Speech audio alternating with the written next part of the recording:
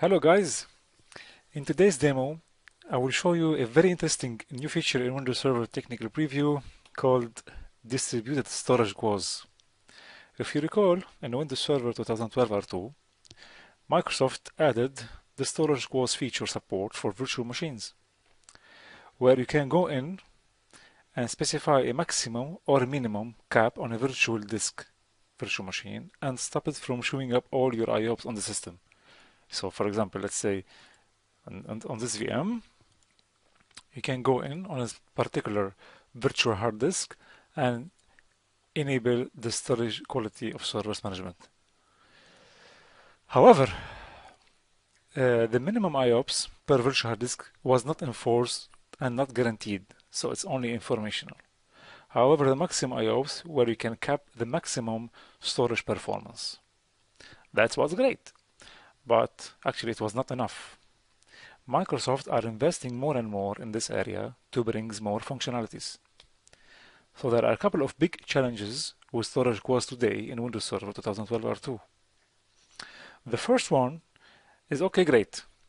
We got this technology that allows us to go in and say, for this virtual machine, I will cap it this amount of IOPS. The second virtual machine, I will cap this amount. And that's all works perfect on a single HyperV host. But to be honest, no one is deploying a standalone HyperV host in production. So of course, we are leveraging HyperV cluster for high availability. The storage QoS today, it doesn't really work great if you have a dozen of HyperV servers talking to a backend shared storage.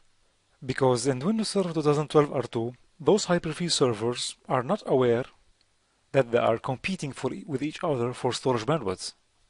Thankfully, in the next release of Windows Server, Microsoft introduced the distributed storage QoS policy directly attached on the scale-out file server as a clustered resource.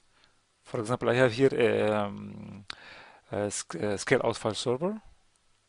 As you can see, we have now a cluster resource, the policy manager, storage QoS resource, which help us to enforce policy across virtual machine, group of virtual machine or virtual hard disk at once.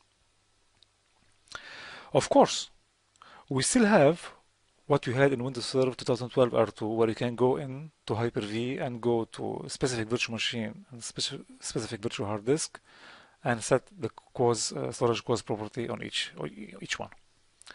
But in the technical preview, we actually now go to the scale-out file server cluster and configure the storage QoS policy there on virtual hard drive group of virtual machine, and this enables a couple of really interesting scenarios. The first scenario, it means that if you have a multiple Hyper-V server talking to the same file server, scale-out file server on the back end, all your storage QoS policy get respected across the board. The second thing is actually allowing us to do some really cool things where we can now start pulling the storage QoS policies and having a single policy that applies to multiple virtual hard drive virtual machine instead of just one VM or one virtual hard disk. And this is a very important point as well to mention that distributed storage QoS, the next release of Windows servers, works only for SOFS deployment, scale-out file server deployment. So we do not get this new feature functionality in the traditional storage, such as SANs or NAS deployments. So with that, let's switch across my demo system and show you how distributed storage QoS works in action. But to be honest, this is actually a very complicated demo because the distributed storage QoS technology requires that you have a scale-out file server cluster on the back end. And I'm running all this demo on a single beefy workstation. So let's fire up the demo. I have for the storage QoS demo, just stepping you through the demo, I have the scale-out file server that is running on the back end, as you can see, with the storage QoS resource policy manager. And I have these two virtual machines, storage QoS 1, workload 1, and storage workload 2. They are offered by the scale-out file server, and I have IO meter working configured on both virtual machine to just go flat out and use all my bandwidths on my system.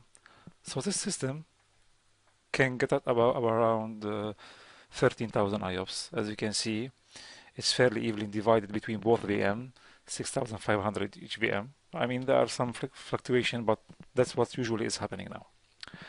In Windows Server 2012 R2, we can go and I could cap one of these VM under settings. What we used to do, 2012 R2.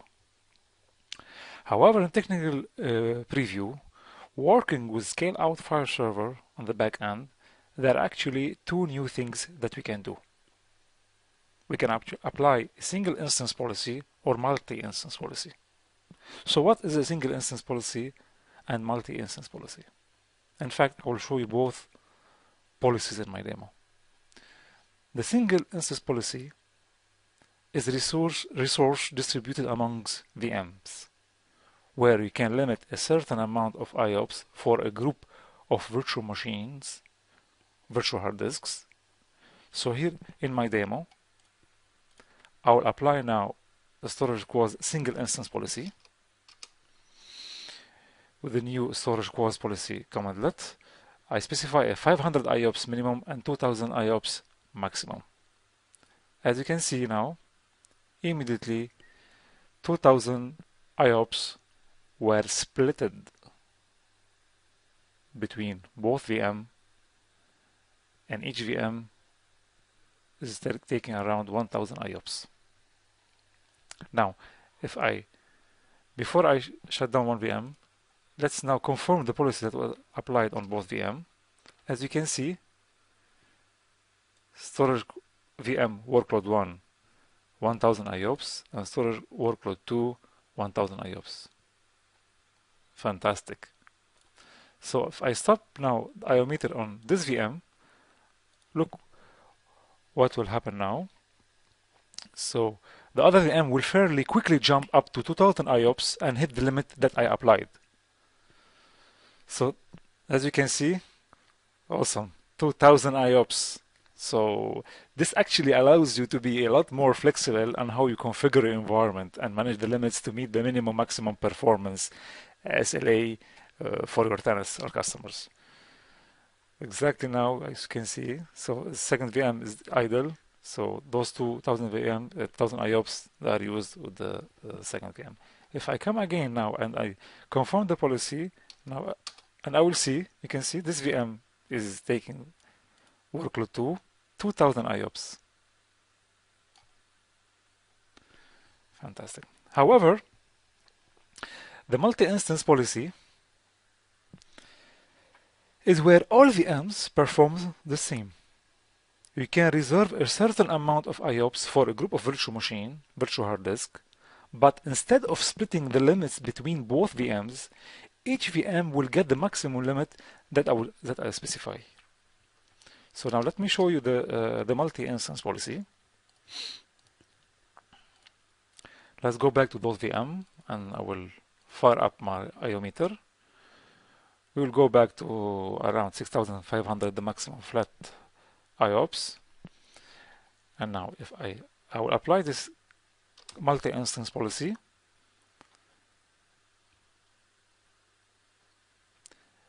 Minimum 500 and maximum 2000. Let's flip back to those VM. As you can see, 2000 IOPS per VM. Right now, you have seen that both VM gone from unlimited IOPS to the reserve limit that I kept it, each VM with 2000 IOPS. Fantastic. So now if I shut down the IO meter on one VM, the other VM will stay within the limit 2000. It will not jump to 4000, opposite side of single instance policy. I want to mention that at this point in time, all is managed via PowerShell only. We need to wait and see the next bit of Windows Server technical preview. So I hope this demo has been informative for you, and I would like to thank you for viewing.